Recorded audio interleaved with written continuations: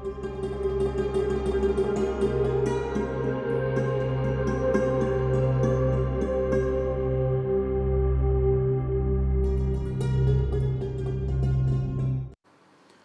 আলাইকুম ওরহমতুল্লাহি ওবারাকাতুহ।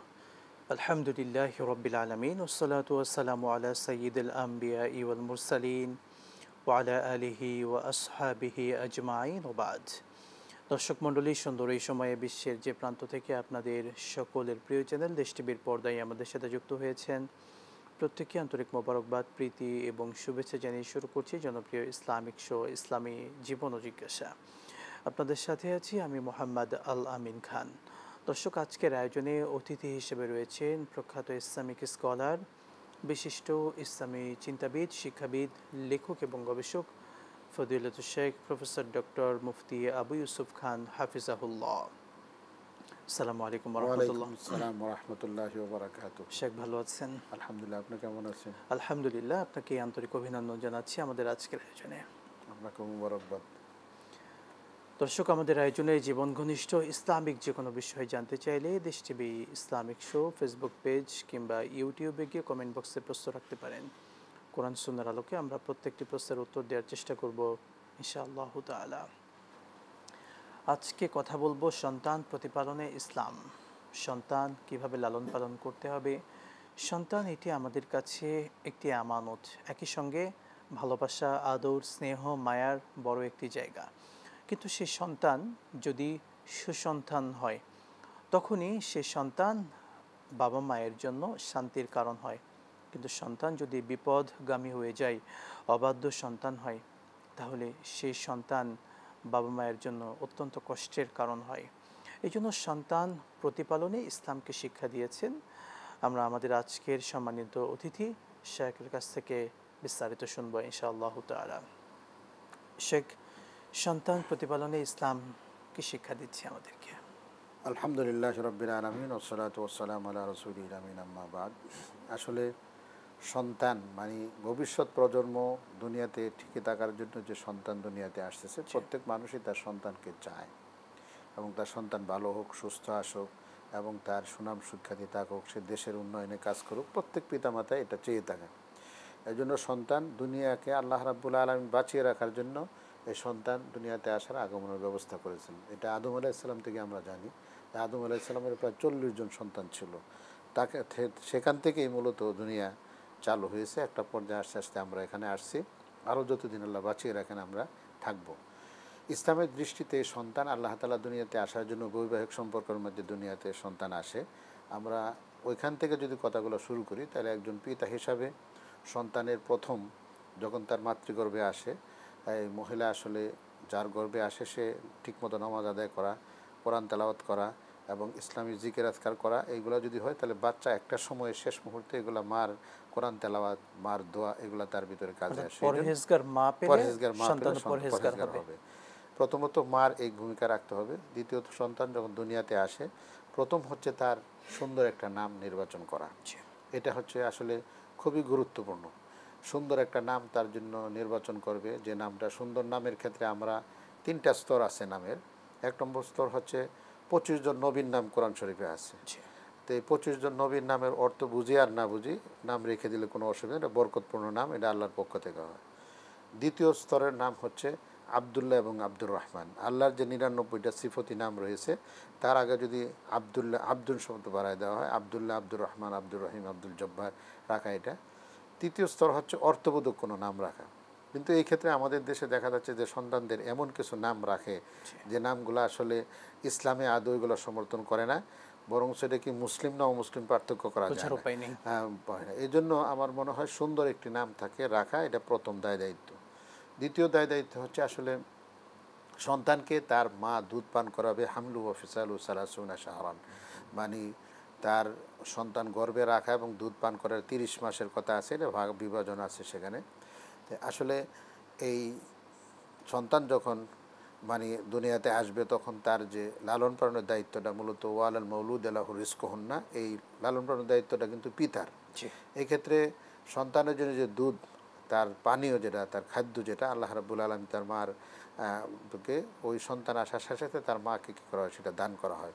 তখন যে দুধটা সেখানে আছে সেটা সন্তান খাওয়াবে। তবে এই ক্ষেত্রে এটা কতদিন খাবে? 2 বছর পর্যন্ত, 2 বছর পর্যন্ত খাবে। এবং এই দুধটা এখন তো এটার অনেক সাইন্টিফিক যুক্তি হয়েছে, তখন যে একটা শাল দুধ থাকতো এটা আগে ফেলে দিত, কিন্তু ডাক্তাররা বলছে যে না, এটা এখন খেতে হবে, খেলে বাচ্চার হৃষ্টপুষ্ট হয় এবং বাচ্চা তখন ঘুমায়, তার মস্তিষ্ক ঠান্ডা হয়, এই ব্যাপার হচ্ছে, এই জন্য মা দুধ পান করাবে। তো এই ক্ষেত্রে কিন্তু একটা শরীয়তের যে মাসলা যেটা আছে সেটা কিন্তু জটিল একটা মাসালা, যে মা কিন্তু বাচ্চাকে দুধ পান করানো খুব জরুরি না, এটা তার মুরুত, ব্যক্তিত্ব, দয়া, মহাব্বত, ভালোবাসা, যে মা তার সন্তানকে দুধ পান করাচ্ছে। আপনি জানেন যে আরবরা কিন্তু রাসূল সাল্লাল্লাহু আলাইহি সাল্লামের ব্যাপারেও দুধ মাতা একজন ছিলেন। তো এখান থেকে বাচ্চা জন্ম হওয়ার পরে সাথে সাথে তারা বিভিন্ন গোত্রে বিভিন্ন জায়গা থেকে তারা দুধ পান করাতো। কিন্তু আমাদের দেশের আমাদের মায়েরা আসলে বাচ্চার প্রতি অতি আগ্রহ হওয়ার কারণে, ভালোবাসা থাকার কারণে তারা কিন্তু দুধ পান করায়। তবে এই ক্ষেত্রে যদি স্ত্রী স্বামীর কাছে কোনো ডিমান্ড করে, সেই ডিমান্ড কিন্তু আদায় করতে হবে।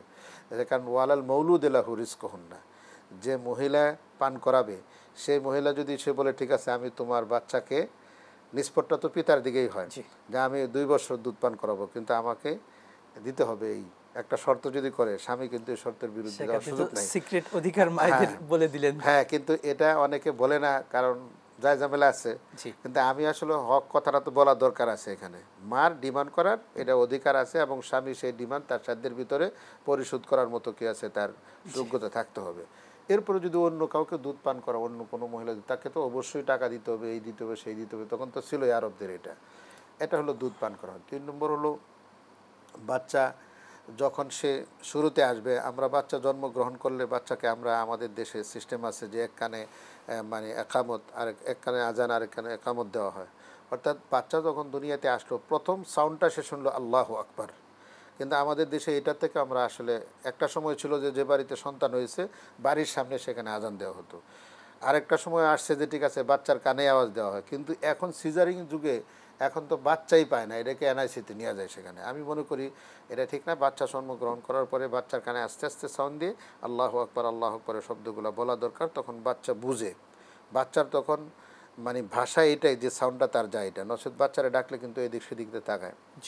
এর পরবর্তী সময় বাচ্চা যখন কথা বলা শেখে, তখন বাচ্চাকে কিন্তু অবশ্যই আল্লাহ নাম দিয়ে তাকে শেখানো দরকার।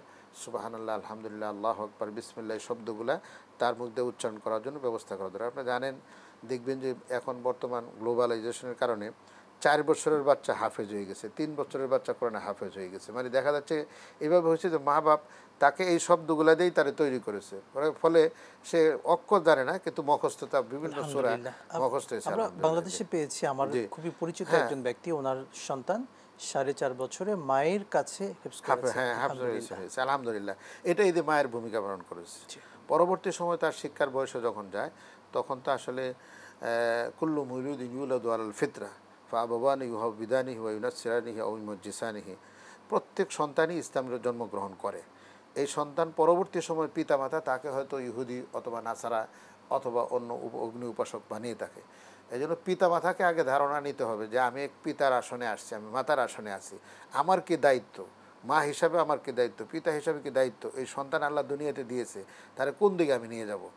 এবং তাকে যদি ডাক্তার ইঞ্জিনিয়ার আপনি বানান, কোনো আপত্তি নাই, কিন্তু তাকে প্রথম মুসলিম বানাতে হবে। সে ঈমান বুঝতে হবে, শরীয়তের ফরজ বিধানগুলো বুঝতে হবে, এগুলা পিতা মাতাও যেরকম মানবে এবং তাকেও সেভাবে ছোটো থেকে শিক্ষা দিয়ে দিতে হবে। যেমন আল্লাহ রাসূলের হাদিস, মুরু আওলাদাকুম বিসসালাতি ওয়া হুম আবনাউ সাবঈ সিনিন, তোমরা তোমাদের সন্তানদেরকে 7 বছর হইলেই নামাজের কথা তোমরা বলো, 10 বছর হলে তাকে বুঝিয়ে শুনিয়ে এবং প্রয়োজনে তার বয়সের সাথে উপযোগী শাস্তি দিয়ে হলেও তাকে নামাজের মধ্যে নেওয়া সেখানে। তো এই ব্যাপারগুলো কিন্তু সেখানে আছে। এরপরে শিক্ষাক্ষেত্রে তাকে আসলে আমরা যেহেতু ইসলাম ধর্মকে পছন্দ করি, সেই হিসাবে তাকে ইসলামের একটা পরিপূর্ণ ধারণা দিতে হবে, যে সে যেখানেই যাক তার এই মূল আসল থেকে যেন সরে না যায়। কিন্তু আমরা দেখতেছি এখন আমাদের কিছু শিক্ষা ব্যবস্থা এরকম আছে যে সে শিশু থেকে মাস্টার ডিগ্রি পর্যন্ত শেষ করলো, তার যে মুসলমানকে রক্ষা করার জন্য একটা শব্দ সেখানে হয়তো তার দরকার পড়ে নেই। অথচ একটা শিক্ষা, পরিপূর্ণ একটা শিক্ষা ব্যবস্থা ওইটাই হওয়া দরকার যে শিক্ষা ব্যবস্থার মাধ্যমে সে তার ব্যক্তিকে সে গুরুত্ব দিতে পারবে, তার ধর্মীয় জ্ঞান থাকবে এবং দেশের উন্নয়নে সে ভূমিকা রাখবে, দেশের সুনাগরিক তৈরি করার ক্ষেত্রে অগ্রণী ভূমিকা পালন করবে। এইগুলো শিক্ষা খাতে আসা দরকার। কিন্তু আমাদের দেশে ছোটো ছোটো এখন ইংলিশ মিডিয়ামে পড়ানো হয়, আমি নিষেধ নয়, কিন্তু ইংলিশ মিডিয়ামেও ভালো ভালো স্কুল আছে যেগুলো কোরআন পড়ায়, ইসলামের বিষয়গুলো পড়া, এগুলো খেয়াল করে কি করতে হবে আমাদেরকে, মানে আমাদের সন্তানদেরকে শুরুতে বেসিক ইসলামিক যে শিক্ষা সেটা দিতে হবে, এটা অবশ্যই তাকে দিতে সন্তান হবে। বিপদগামী হবে না, বিপদগামী যেন না হয়। সন্তান যদি বিপদগামী হয়ে যায় তাহলে সবই তার ক্ষতি হয়ে গেল। জি শেখ, অনেকগুলো পয়েন্ট আপনি নিয়ে এসেছেন, আমরা আরও শুনবো। দর্শকদের প্রশ্ন নিচ্ছি। মোহাম্মদ রাফি নামে একজন প্রশ্ন রেখেছেন, সালাতের প্রতি রাকাতেই কি বিসমিল্লাহ বলা জরুরি? সালাতের মধ্যে হচ্ছে ফাকরা উমা তায়াসসারা মিনাল কোরআন, এখানে আছে যে নমাজের মধ্যে, ফরজ নমাজের প্রথম 2 রাকাতের মধ্যে সূরা ফাতিহা পড়বে এবং সূরা ফাতিহার সাথে যে কোনো একটা সূরা বা আয়াত মিলাবে। তো সেই ক্ষেত্রে প্রথমবার সে সূরা ফাতিহার শুরুতে যদি বিসমিল্লাহ সে পড়ে তাহলে এটাই তার জন্য যথেষ্ট। কারণ হলো সূরা ফাতিহা এই তাফসির গ্রন্থে যেটা আছে, সূরা ফাতিহার অংশ কেউ বলছে বিসমিল্লাহ।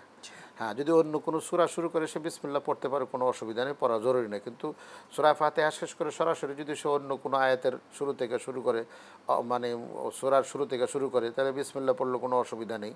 কারণ কোরআনের মাযহাবে প্রত্যেক সূরাতে শুধু সূরায় মানে সূরায় তওবা ছাড়া সব সূরার শুরুতে বিসমিল্লাহ আছে, পড়তে পারে, আর না পড়লেও কোনো অসুবিধা নেই। আর কোনো যদি সূরার মাঝে শুরু করে কোনো আয়াত, তাহলে সেখানে সে ডাইরেক্ট পড়বে, এটা খুব জরুরি না। এটা পড়লে তার নামাজে খুব বেশি কিছু হবে বা না পড়লে নামাজ নষ্ট হয়ে যাবে, এমনটি না। তবে আমরা সুন্দরভাবে বলতে পারি যে আমরা প্রত্যেক রাকাতে সূরা ফাতিহার পূর্বে বিসমিল্লাহির রহমানির রহিম পড়ব এবং আরেকটা যে সূরা মিলাবো সেই সূরার শুরুতে বিসমিল্লাহির রহমানির রহিম এটা পড়তে পারি, পড়তে পারে, কোনো অসুবিধা নেই। জি, কোরআনের আয়াতের ব্যাপারে কথা যেহেতু আছে, পড়তে পারেন। এবং সালাতের পরিপূর্ণতা আসে কিন্তু আমরা বলতে পারি। অনেক ধন্যবাদ শেখ। আমরা আরেকটি প্রশ্ন নিচ্ছি গুলশান থেকে। মাহমুদুল হাসান জানতে চেয়েছেন, বাবা মাকে না বলে সন্তান পকেট থেকে টাকা নেই, এটা ঠিক কিনা? এটা তো আপনি নিজেই বুঝেন। আসলে তো আনতা মালুকালি আবিকা এটা আছে যে সন্তানের সম্পদের মালিক আল্লাহ। সুতরাং সন্তানের সম্পদ সন্তানকে না জানিয়ে বাপ কী করতে পারে, তার অনুমতি ছাড়াই ব্যবহার করতে। কিন্তু বাপের সম্পত্তিও একটা বয়স পর্যন্ত সে খরচ করতে পারবে, কিন্তু যখন সে বুঝে চলে আসবে তখন তো এটা একটা গোপনে মাল নেওয়া, এটা তার জন্য একটা চূড়াই অভ্যাস তার তৈরি হয়ে গেলো। এটা অবশ্যই না। পিতা তার প্রয়োজন যদি হয়, পিতা মাতা অবশ্যই তাকে এটা দিবে। আর 1 টাকা 2 টাকা এই সমস্ত নিতে পারে, কিন্তু এটা নিয়ে যদি তার হাত খারাপ হওয়ার সম্ভাবনা থাকে, তাহলে এই ক্ষেত্রে বাচ্চাদেরকে, আমি দেখেছি যে বাচ্চা টেবিলে বসেছে, মা বাবা বসছে, কিন্তু আমাদের তো বাচ্চারা আসলে খাবার পাইলে তো খাওয়া শুরু করে, আনালে একটা কিছু শুরু করে দেয়। আমি দেখি আব্বু কখন খাবে, আম্মু কখন অনুমতি দিবে তখন খাবে। এইভাবে আসলে অভ্যাস তৈরি করা দরকার, যে আমি আমার আব্বুর থেকে টাকা নিলে আব্বু হয়তো নাখুশ হবে না, আম্মু তার নাখুশ হবে না, কিন্তু সে বলে নিবে। আমরা এটা প্র্যাকটিস করেছি এবং এটা আমি প্র্যাকটিস করতে বলি। এতে বাচ্চাদের মধ্যে একটা সচেতনতা সৃষ্টি হয় এবং তার যে একটা মানে একটা ব্যক্তি জীবনে তার কিছু বাধা আছে, কিছু কাজ করতে পারবে, এই ক্ষেত্রে সে একটা প্রশিক্ষণ নিয়ে যায়। আজকাল তো পশু পাখিরা মানুষে এই সমস্ত অভ্যাস করে ফেলতেছে। অনেক সুন্দর শেখ বলছিলেন, শুনবো আবারও বিরতির পরে। দর্শক মণ্ডলী, দেশ টিভির জনপ্রিয় ইসলামিক শো ইসলামী জীবন ও জিজ্ঞাসা দেখছিলেন, দেখবেন আবারও নিচ্ছি পর্যায়ে ছোট্ট বিরতি, সঙ্গেই থাকুন।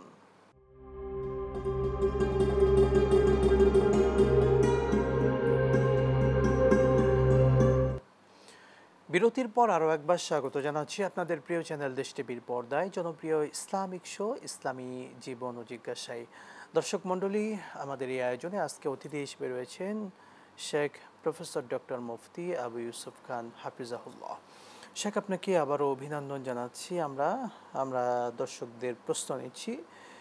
জিল্লুর রহমান নামে কুতুবদিয়া থেকে জানতে চেয়েছেন, মেয়েদের ঝরে যাওয়া চুল সেগুলো তারা কি করবে? আসলে মেয়েদের ঝরে যাওয়া চুল, মেয়েদের এই সমস্ত অঙ্গ প্রত্যঙ্গ সতরের অন্তর্ভুক্ত, পর্দার অন্তর্ভুক্ত। এগুলাকে আসলে চুল এমনিও মাটির নিচে দাফন করে রাখার সিস্টেম। মেয়েদের মাথা থেকে হোক অথবা মাথা থেকে চুল যদি কোনো সময় পড়ে, সেগুলোকে মাটির নিচে দাফন করা, কারণ রোগ বিস্তার হতে পারে। আর মেয়েদের এই চুলগুলো যেহেতু আরও মহতারাম, সেই হিসাবে মাটির নিচে এগুলো দাফন করে দেবে অথবা পানিতে ফেলে দিবে, পানির নিচে একটা পোটলা করে নিচে যেন চলে যায়, সেটা ব্যবস্থা। অর্থাৎ বাসাতে চেষ্টা করবে সেগুলো আলাদাভাবে গুছিয়ে রেখে পরবর্তীতে পানি কিংবা মাটির নিচে সেটা রেখে দেবে। কিন্তু অনেকে জ্বালিয়ে দেয়, জ্বালিয়ে দিবেন না। মানুষের অঙ্গ প্রত্যঙ্গ জ্বালানো এটা ঠিক না, শরীয়ত এলাও করে না। এবং তারা কিন্তু বিশেষ করে যারা খারাপ ওই যে কালো জাদু বা এই টাইপের কিছু করে, তারা কিন্তু এই চুলগুলোকে নিয়ে খারাপ এভাবে পুড়িয়ে ফেলে বা বিভিন্ন কিছু খারাপ কিছু চেষ্টা করে। শেখ জাবেদ মাহমুদ নামে ফটিকছড়ি থেকে জানতে চেয়েছেন, কি কি লক্ষণ থাকলে বোঝা যাবে যে সেটা একটা সত্য স্বপ্ন, অর্থাৎ সত্য স্বপ্নের কি কি লক্ষণ বা আলামত আছে? আসলে তিনটা স্তর আছে স্বপ্নের। একটা স্তর হচ্ছে যে আপনি রাত্রে দেখেছেন, দেখার পরে ঘুমের সাথে সাথে এটা শেষ, এটা কোনো আর মনে করতে পারতেছেন না, এটা মনে করার দরকার নেই।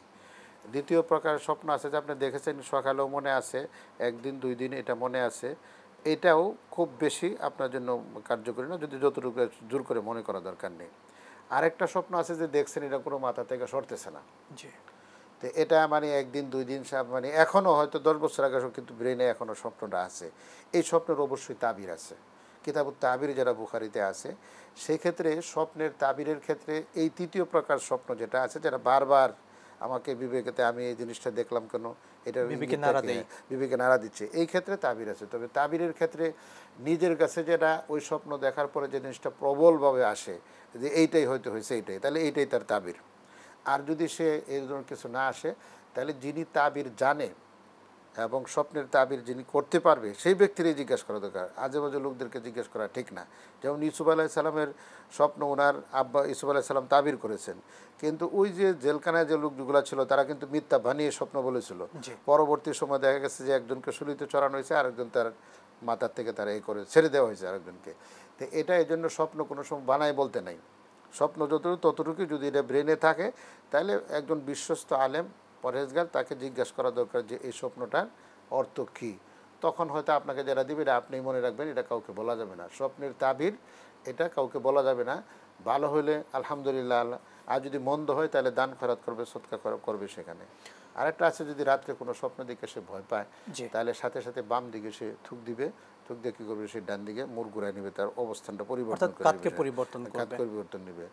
আর ডান দিকে রাত্রে শোয়ার সিস্টেমটা হলো ডান দিকে কী করা শোয়া। আর স্বপ্ন সত্য হওয়ার ব্যাপারে যেটা মাসের শুরুতে, চন্দ্র শুরুতে এই দিক থেকে হয়, কিন্তু শেষের দিকে স্বপ্ন এরকম গুরুত্বপূর্ণ হয় না। আর রাত্রের স্বপ্নই সত্য হয়।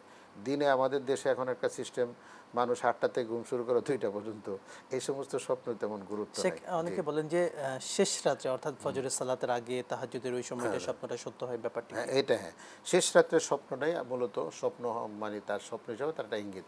আর স্বপ্ন হচ্ছে জুজ না, মানে নবুয়তের 100 ভাগের 1 ভাগ হচ্ছে সাধারণ মানুষের এই স্বপ্ন। আল্লাহ তাআলা মানুষকে স্বপ্নে অনেক জিনিস ইঙ্গিত করে দেয় সেখানে। আমার একটা ছোট্ট ঘটনা আছে, আমি যখন বিদেশ সৌদি আরব যাই তখন আমাকে অনেকে বাধা দিয়েছে, কিন্তু আমি একটা রাত্রে দেখি যে একটা স্বপ্নে আমি বিমানে চলে গেলাম, বিমানে গুলি করেছে একজনে, তো গুলিটা মিস হয়ে গেল। তখন আমার ব্রেনে আসলে আমার যাওয়াটাই, দুদুল্যমন ছিলাম, যাওয়াটাই ইয়ে। এবং এর ফজর নামাজের পরে আমার আরেক ছাত্র সেও এসে বললো, হুজুর আমি স্বপ্নে দেখছি। আমি ব্রিফকেস নিয়ে সৌদি আরব চলে গেছি তখন, ওই যে পড়াশোনার এটা এর সমস্যা। এই জন্য স্বপ্ন খুবই বরকতপূর্ণ যারা দেখে। জি, শুকরান জাযাকাল্লাহ। শেখ আরিফুল ইসলাম মাসুদ কুমিল্লা থেকে জানতে চেয়েছেন, নামাজে সানা পড়তে যদি ভুলে যায় সেক্ষেত্রে সাউসেদা দেওয়া লাগবে কিনা? না, নামাজে সানা পড়তে গেলে, ভুলে গেলে এটা কোনো সুজদা দেওয়ার দরকার নেই। পড়তে পারলে সব, না পড়লে আর তার জন্য কোনো নেই, কারণ ওয়াজিব তরক হইতে হবে। আর এই তরকটা হইতে হবে ভুলে, যদি ওয়াজিবটা ভুলে, আর নামাজের ওয়াজিবের মধ্যে সানা পড়তে গেলে নামাজের ওয়াজিবের অন্তর্ভুক্ত না। শুকরান জাযাকাল্লাহ। শেখ আরেকটি প্রশ্ন রেখেছেন, খায়রুল আনাম, রাগের মাথায় 3 তালাক দিয়ে আবার তাওবা করে পুনরায় যদি সংসার করা যায়, এটা বৈধ হবে কিনা? আসলে মিডিয়াতে এই ফতোয়া দেওয়া ঠিক না। এই জন্য যে তালাকের ব্যাপারটা হলো যে এটা লিখিত লাগে এবং লিখিত জমা দিতে হবে, জমা দেওয়ার পরে তারা গবেষণা করে সেইটা দিবে। এই জন্য আমি 3 তালাক রাগের মাথায় দিল অথবা হাসি খুশি দিয়ে দিল, শরীয়ত অনুযায়ী তার তালাক হয়ে যায়, কিন্তু এটা আমি ফতোয়া হিসাবে দিচ্ছি না। আর এই সমস্ত ফতোয়ার ব্যাপার, এটা হালাল হারামের ব্যাপার, এটা লিখতে হবে, কারণ সাউনের কারণে অনেক সময় মানে বিধান পরিবর্তন হয়ে যায়। কীভাবে সে বললো, তার বলার অ্যাটিটিউডটা কী ছিল, এইগুলোও দেখার মধ্যে আছে সেখানে।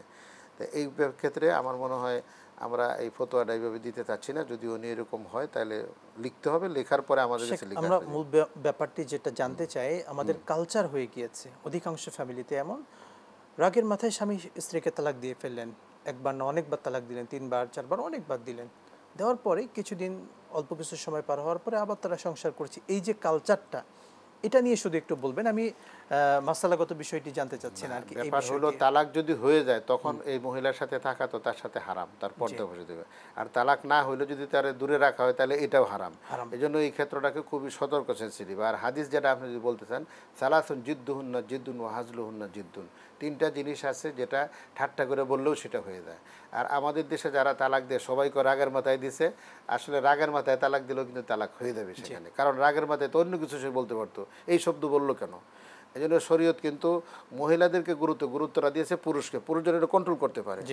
আর প্রিমিজ আসলে একটা প্রশিক্ষণ নেওয়া দরকার, যে আপনার কাছে ইসলামী দৃষ্টিকোণ থেকে একটা মহিলা আসলো, সেই মহিলাকে কিভাবে রিসিভ করতে হবে। আবার মহিলারও জানা দরকার যে একজন পুরুষ আপনার জীবনে আসলো, সে কিভাবে তাকে রিসিভ করতে হবে। কথায় কথায় খালি তালাক আর কথায় কথায় তুমি যাওগা, এই সমস্ত শব্দ পরিহার করা দরকার। জবানটা আল্লাহ রাব্বুল আলামিনের দান করা। জি, অনেক অনেক ধন্যবাদ শেখ। আমরা আরেকটি প্রশ্ন নিচ্ছি। শেখ জানতে চেয়েছেন বাড়ির কোন কোন পয়েন্টে মূলত জিনরা বসবাস করে? আসলে জিন্নাত বসবাস করে বাড়িতে বাথরুম, জি, অন্ধকার রুম, অথবা এমন রুম যেটার মধ্যে প্রায় মানুষ থাকেই না, সবসময় এটা বন্ধ থাকে, জি, অথবা এটার মধ্যে ব্যবহার হচ্ছে না, এই সমস্ত রুমে থাকে। তবে বেশি থাকে বাথরুমের আশেপাশে। এই জন্য 3 বেলা এদের বিচরণ থাকে, একবার সূর্য ওঠার সময়, ঠিক দুপুরে, আরেকবার সন্ধ্যায়। এই জন্য হাদিসে আসছে আল্লাহ রসুল নিষেধ করেছেন যে তোমরা সূর্য ডুবার সময়, একবার সূর্য ঠিক উপরে থাকার সময়, আবার সূর্য ওঠার সময়, এই 3 অবস্থায় তোমরা বাথরুম ব্যবহার করবে না। এই জন্য যে যেখানেই জিন্নাত মহিলাদেরকে আক্রমণ করে অথবা পুরুষকে আক্রমণ করে, ওইখানে গিয়ে কী করে আক্রমণটা করে। এই জন্য হাদিসে বলেছে এটা। তো এই 3টা হলো তাদের টাইম। আর স্থান হলো বাথরুম, অথবা অন্ধকার রুম, অথবা পরিত্যক্ত বাড়ি, এই সমস্ত জায়গাতে জিন্নাত বসবাস করে। শুকরান জাযাকাল্লাহ। শেখ আরেকজন জানতে চেয়েছেন বাড়ি বন্ধ করার কোনো আমল আছে কিনা? এগুলা তো আমলিয়াতের মধ্যে আছে, বাড়ি বন্ধ করে 4 কোণা 4টা প্যারাক মেরে বন্ধ করে।